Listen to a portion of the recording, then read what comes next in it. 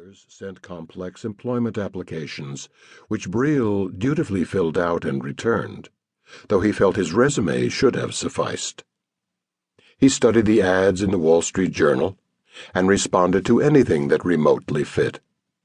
He interviewed with a company outside of Philadelphia that made electronic proximity fuses for artillery shells. He could tell by the expression on the personnel director's face that the job was lost when he said that he had never dealt with military customers. Weeks passed. He broadened his net to include companies in the Midwest and South, and finally, California. Most never bothered to reply. Breal concentrated his energies on the house.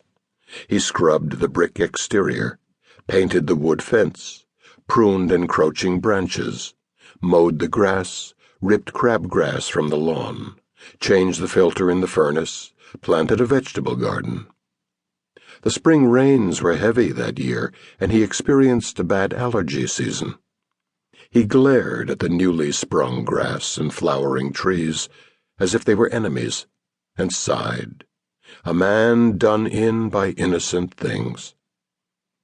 As the days lengthened to summer, Breal crouched for hours under the bright sun, weeding his garden, then rested in the puddle of shade under a tree. He thought the neighbors avoided him as he worked around the house week after week. He painted the back porch, while his wife performed the unaccustomed task of preparing his lunch. He learned that at midday she grimly limited herself to salads.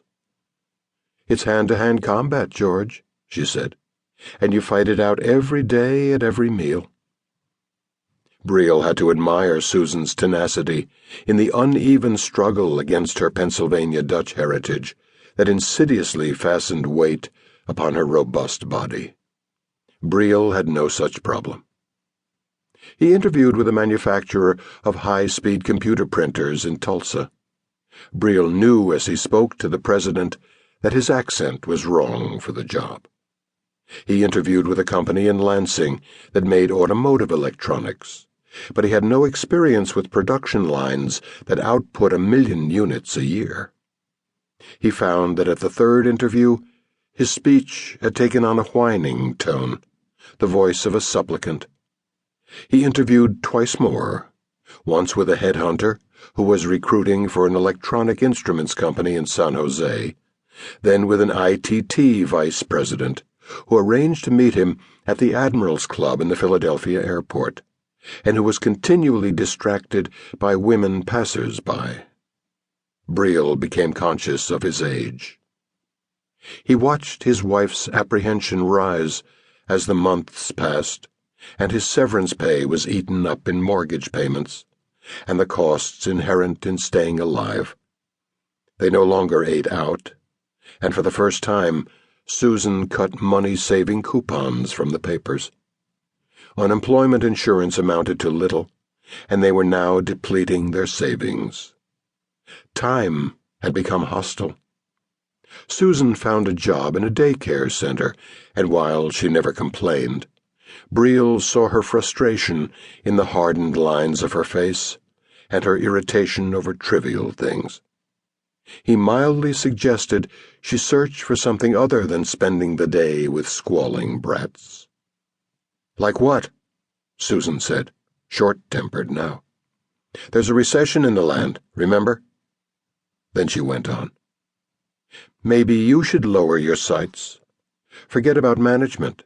Get back into engineering. You won't make as much, but it beats not working." Breal did not answer.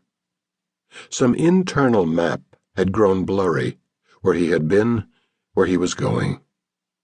The summer passed.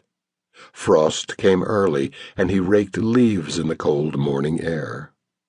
Unreality cloaked his movements. He had a slippery sensation, the world gliding by. He left behind, somehow fluid, insubstantial.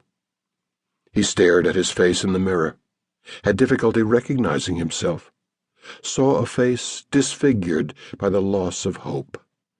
Fear lapped at him.